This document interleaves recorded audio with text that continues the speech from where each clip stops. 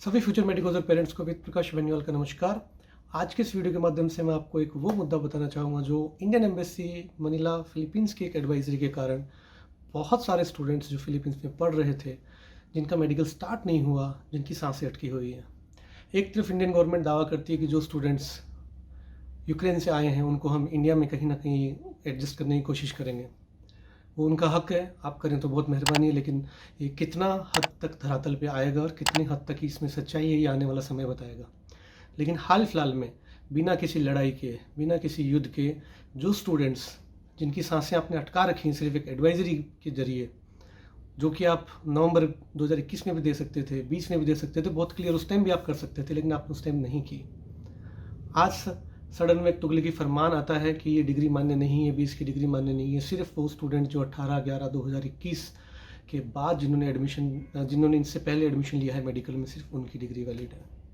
अब वो स्टूडेंट कहाँ जाएंगे? जहाँ तक मैं जानता हूँ कम से कम 10,000 स्टूडेंट्स जो फिलीपींस में अलग अलग इंस्टीट्यूशंस में पढ़ रहे हैं।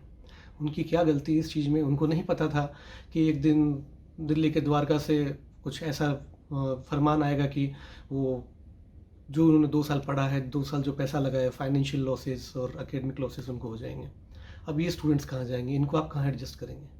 इनको आपको एडजस्ट कहीं भी करने की नीड नहीं है। ना ये आपसे कोई फेवर मांग रहे हैं, जो इनका अधिकार है वो आपको इनको देना चाहिए। और इनका अधिकार ये है कि 2 साल पहले जो कानून नहीं था वो अभी हमें इन पर नहीं थोपना चाहिए। लेकिन फिर भी नेशनल मेडिकल कमीशन कुछ भी बोलने से बच रहा है, और जो भी कहलवाया जा रहा है वो सब इंडियन एम्बेसी मनीला फिलीपींस के जरिए कहलाया जा रहा है। जब सेंट थेरेसा के बारे में एडवाइजरी आती है इंडियन एम्बेसी की वेबसाइट पे, तो वही एडवाइजरी कम्युनिकेशन करने के बाद नेशनल मेडिकल कमीशन के पोर्टल पे आती है। जब किर्गिस्तान में 5 प्राइवेट मेडिकल इंस्टीट्यूशन के बारे में जानकारी इंडियन एम्बेसी एनएमसी को देता है, तो उसकी एडवाइजरी भी एनएमसी अपनी वेबसाइट पर डालती है। लेकिन जो एडवाइजरी एनएमसी को जारी करनी है, वो एडवाइजरी एनएमसी अपनी वेबसाइट पर, अपने पोर्टल पर ना जारी करके इंडियन एम्बेसी को कहती है कि आप जारी करो। तो स्टूडेंट्स को समझ में नहीं आ रहा है कि वो किसके पीछे भागें। एम्बेसी को पूछे तो एम्बेसी कहती है हमारा जो कम्युनिकेशन एनएमसी के साथ हुआ है वो हमने आपको बताया। एनएमसी का कहना है कि जो कम्युनिकेशन हमें करना था हम और एम्बेसी दोनों कर रहे हैं। तो एग्जैक्टली स्टूडेंट जाए तो जाए कहाँ? एक तरफ कुआ एक तरफ खाई, दोनों तरफ से उसको कोई आंसर नहीं मिल रहा है।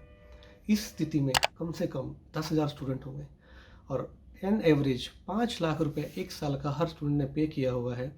बहुत से गरीब माँ बाप के पैसे जो उन्होंने खून पसीने की कमाई से घर बनाया था, किसी ने दुकान बनाई थी, किसी ने ऑफिस बनाई थी, लोगों ने वो गिरवी रख रख के, लोन ले लेके भी उन्होंने अपने बच्चों को डॉक्टर बनाने का सपना पूरा करने की कोशिश की है।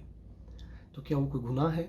ठीक है, यहाँ पे आप सिस्टम फेलियर के कारण या आपकी पार्शलिटीज़ के कारण या आपकी रिजर्वेशंस के कारण या किसी भी चीज़ के कारण वो लोग यहाँ सीट नहीं पा रहे हैं, लेकिन कम से कम अपना सपना पूरा करने के लिए वो अपने आप स्ट्रगल कर रहे हैं। जहाँ जा रहे हैं वो जा रहे हैं, आपको तो कुछ कह भी नहीं रहे। वो जो पैसा बियर करना है वो बियर कर रहे हैं। लेकिन इस सिचुएशन में जहाँ सिर्फ एनएमसी के नोटिफिकेशन के कारण, या जो चीज़ एक अंडरस्टूड सी है कि ये चीज़ें इन बच्चों पर नहीं थोपनी चाहिए जो 2 साल पहले से पढ़ रहे हैं, क्योंकि अब 10 लाख रुपए वो लगा चुके हैं। जहाँ भी जाएंगे उनका एकेडमिक लॉसेस तो 2 साल का हो चुका है, पैसे का अलग हो चुका है। अब FMGL 2021 के तहत यदि वो पढ़ने जाएंगे तो 1 साल का फाइनेंशियल लॉस और 1 साल जो डबल इंटर्नशिप करेंगे वो उनके ऊपर फिर से आएगा। यानी कि 15 लाख रुपए की बर्डन सिर्फ आपकी एडवाइजरीज के चक्कर के अंदर ये सारे पेरेंट्स और सारे स्टूडेंट्स झेलेंगे। इनकी क्या गलती है? डॉक्टर बनने का सपना देखना इनकी गलती है। शायद मेरे ख्याल से यही भी इनकी सबसे बड़ी गलती है कि आप लोगों ने इनको बता दिया कि या तो आप बहुत मोस्ट क्रीमी लेयर में हैं, उसके बाद आप बच गए, तो आप के पेरेंट्स इतने क्रीमी लेयर में होने चाहिए कि वो 1 करोड़ रुपये देने की क्षमता रखें, और आप दोनों के बीच में हैं तो आपको डॉक्टर की पढ़ाई नहीं करनी चाहिए। शायद ही आप लोगों का मोटो है। जैसा भी हो, आपसे रिक्वेस्ट है कि चाहे इंडियन एम्बेसी मनीला फिलीपींस जल्द से जल्द कोई एडवाइजरी निकाले, या फिर नेशनल मेडिकल कमीशन कोई जल्दी एडवाइजरी निकाले इन बच्चों के लिए। क्योंकि ये लोग रोज़ पूरे दिन, अभी जो पिछले 1 वीक से जहाँ तक मैं जानता हूँ, सारे स्टूडेंट्स पूरे दिन यूट्यूब पे सर्च करते हैं कि कोई नई हमारे लिए गाइडलाइन आई होगी, हमारे लिए कुछ नया आया होगा, और उनको इसके अलावा कुछ नहीं दिखता है। पेरेंट्स जो भी कहीं ऑफिस में होंगे, काम कर रहे होंगे, तो उनको अभी तक 2 साल में जो पैसा दिया बच्चे का भविष्य उनको दिखता होगा पूरे दिन।